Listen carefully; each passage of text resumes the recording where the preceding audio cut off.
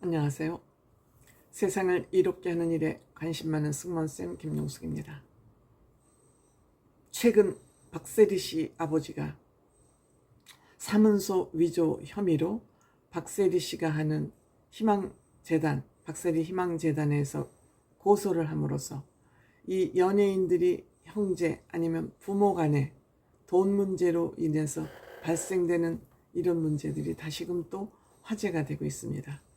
여기에 대표적인 연예인으로 장윤정 씨, 박수홍 씨가 또 소환됐습니다. 즉 연예인 가족사, 슬픈 가족사가 재조명되고 있는 것이죠. 지금 장윤정 씨나 박수홍 씨나 박세리 씨는 착하고 정직하고 이성적 객관적 사고를 하는 그런 특징을 가졌습니다. 이 세 사람이. 즉 이 세 사람은 개념 연예인이다. 개념 있는 연예인이다. 즉 자기의 사고를 자기 주체적으로 생각하고 판단할 수 있는 사람들이다. 이것을 개념 연예인이라고 좀 그러지 않습니까? 착하고 인성도 좋고 부모님과 가족을 위해서 헌신하고 효도하고, 그런데 결국 이들은 가족들로부터 배신을 당하는 그런 아픔을 가지고 있는 대표적인 세 사람이 장윤정, 박수홍, 박세리 아닌가 이런 생각이 듭니다. 박세리 씨는 자신이 가지고 있는 유무형의 자산을 기반으로 이 후배 골퍼들을 키우는데 온 힘을 쏟기 위해서 재단을 만든 거 아니겠습니까?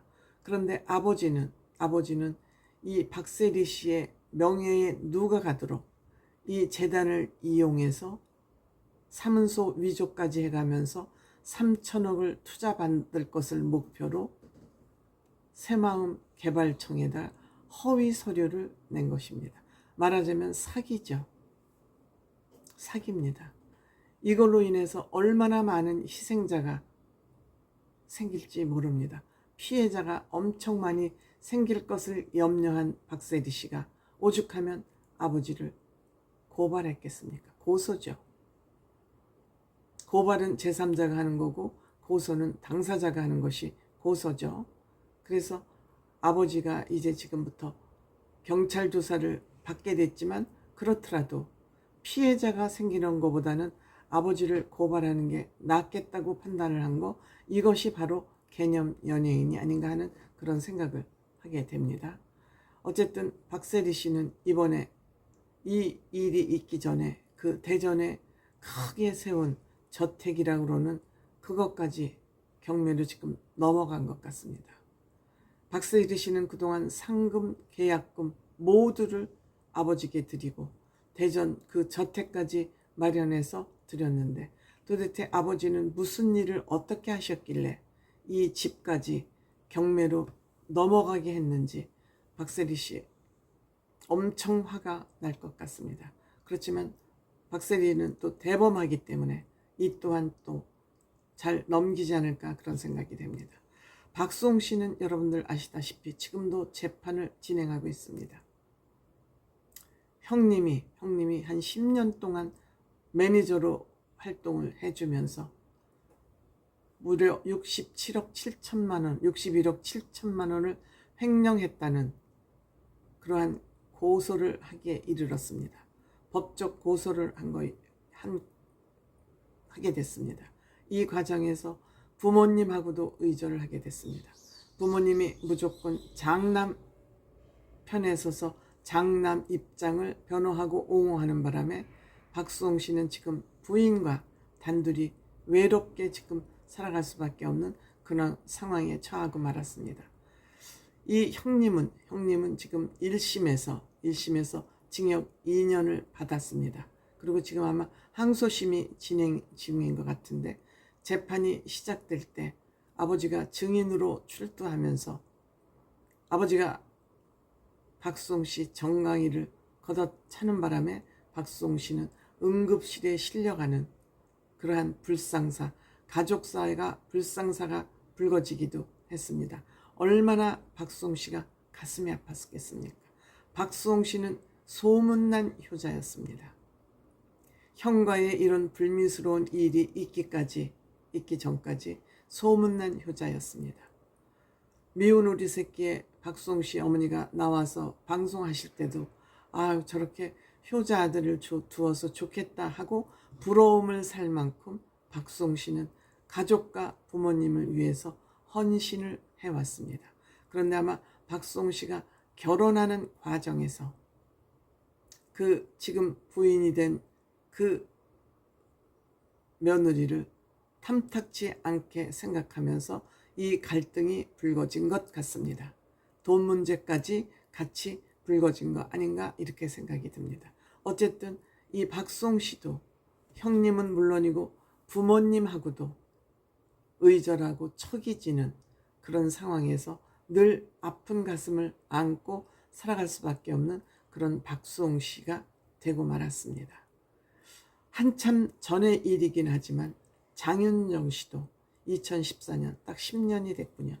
딱 장윤정 씨가 결혼을 하려고 그러는 그 시점이죠. 이때도 장윤정 씨가 결혼을 하려고 그러니까 모든 돈을 어머니하고 동생이 관리하던 것을 아마 통장을 이제 결혼을 해야 되니까 한 번쯤은 봐야 되겠다 이런 생각을 한 것이죠. 장윤정 씨도 통이 크기 때문에 평상시에 뭐 돈 얼마 남아서 어디서 돈 얼마 들어왔어 이런 것을 잘잘하게 챙기지 않았던 그런 성격인 것 같습니다. 뭐 추측입니다만. 그런데 통장을 보니까 통장이 비어있고 거기에 빚까지 있었다 그러지 않습니까? 그래서 동생이 아마 비즈니스를 하느라고 누나가 더 번 돈을 다 아니 누나 동생입니까? 오빠입니까? 오빠겠죠? 그 돈을 빌려가고 동생한테 빌려가고 갚지 않은 돈 3억 2천만 원을 반환하라는 대여금을 반환하라는 소송을 하기에 이르렀고 그렇지만 이 오빠는 1억 8천만 원만 주고 다 줬다고 갚았다고 또 이렇게 억지 주장을 했지만 장윤정 씨가 이겼습니다. 이렇게 패소를 하자 또 이 엄마는 아들 편을 드느라고 딸 돈 소유권 주장을 하고 났습니다. 딸이 버는 돈은 내 돈이니까 나에게도 권한이 있다고 주장을 하는데 바로 장윤정 씨하고 연락이 안 닿으니까 소속사를 상대로 대여금 반환 소송을 또 청구를 합니다. 여기에 대해서 장윤정 씨는 한마디도 코멘트가 없었습니다. 이 가족과의 불미스러운 이 소송 과정에서 장윤정 씨는 한마디도 밖으로 어떠한 반응도 내보이지 않았습니다. 지금까지 그렇습니다. 대범하고 보통 사람이 아니죠. 장윤정 씨는 정말 보통 사람이 아닙니다. 장윤정 씨를 비판하고 욕하는 사람도 있지만 그거는 내용을 잘 모르고 하는 얘기다. 저는 이렇게 생각합니다. 여기에서 재판에서 지자 이 어머니가 육시성을 가지고 있죠. 딸을 원색 비난하는 메일을 각 언론사에다 또 보냈습니다. 이건 완전히 장윤정 씨를 죽이자는 전략 아니겠습니까? 장윤정 씨가 꼼짝도 안 하고 있으니까 대응도 대꾸도 안 하고 어머니에 대해서 아니면 그 오빠에 대해서 일도 대응을 하지 않으니까 이렇게 쑤셔보는 거죠. 네가 이래도 반응을 안 보일 거야 하고 각 언론사에다가 장윤정이를 음해해요. 그거는 뭐 내용들이 여러 가지가 많습니다만 그 내용 다 말씀드릴 수가 없고 음해하는 이메일을 보내서 기자들은 이거 보니까 또 이거 사실이야? 하고 의심할 수 있죠. 이렇게 딸을 완전히 쓰러뜨리려고, 이건 쓰러뜨리는 짓이지. 이건 감정을 넘어서 남보다도 못한 행동을 엄마가 장윤정을 향해서 한 것입니다. 그런데도 여기에 대해서 장윤정 씨, 도경환 씨 일절 반응하지 않고 있습니다.